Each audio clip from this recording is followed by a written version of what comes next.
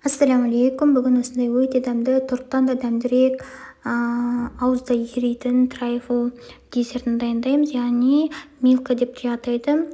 Алдымен біз жұмыртқамен қантымызды миксермен соғып аламыз. Біркелкі масса пышный болғанша ағарып, ол көтерілуі қажет. екі есе миксерлейміз де оған алдын ала дайындап алған сұйық майымызды құямыз.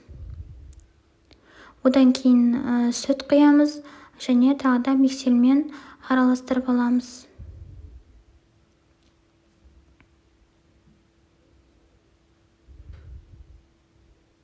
Енді құрақ ингредиенттерімізді дайындап аламыз. Мұнда менде ұн, какао және үстіне қамыр қопсытқыш және ас содасын салдым және араластырдым. Енді біз осыны қазір сұйық ингредиентке салатын боламыз. Міндетті түрде електен өткізген жөн, сонда қамырларыңыз пышный, үлпілдеген, жұмсақ болып шығады. Бізде шоколадты қамыр пайда болу қажет. Мінекей осындай өте қою емес, өте сұйық емес масса пайда болды. Енді осыны пергаментке жайып құйып шығамыз да 170 градуста 30 немесе 40 минут пісіріп аламыз. Дайын болған шпажкамен қарап алсаңыздар болады. Шпажкаңыз құрақ болып шығады піскен жағдайда. Енді оны суытып, осылай үгітеміз. Уақ кружка болу қажет. Менде осындай трайфлдың 5 ыдысына осы қамыр жетті. Кез келген үйдегі барлық ыдыстарға салуға болады. Енді кремін дайындаймыз. Креміне бізге кілегей қажет болады. Кілегейіміз міндетті түрде салқын, алдын ала тоңазытқышта тұрған 2 сағаттан көп тұру керек тоңазытқышта.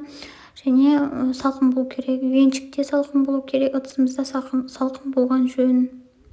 Сонда ғана сливкеміз тез жылдам жақсы болып соғылады. Осындай болып соғылғаннан кейін, өзінің формасын ұстап тұратындай болғаннан кейін қойылтылған сүтімізді қайнатылған вареная сгущенка дейді ғой, соны саламыз, тағы да бір миксерлеп аламыз. Барлығы араласқаннан кейін қоя саламыз, әйтпесе сливкеміз іріп кетуі мүмкін. Көп араластырсақ, бізде осындай крем пайда болды. Енді осыны кондитерлік мешокқа салып, трайфлдарымызға орналастыратын боламыз.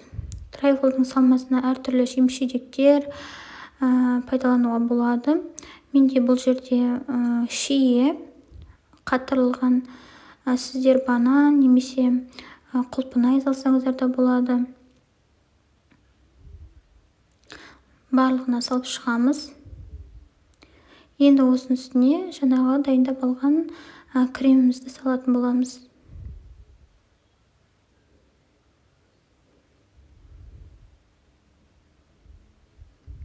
Мінекей кремді барлық жерге жететіндей қылып салып шығамыз.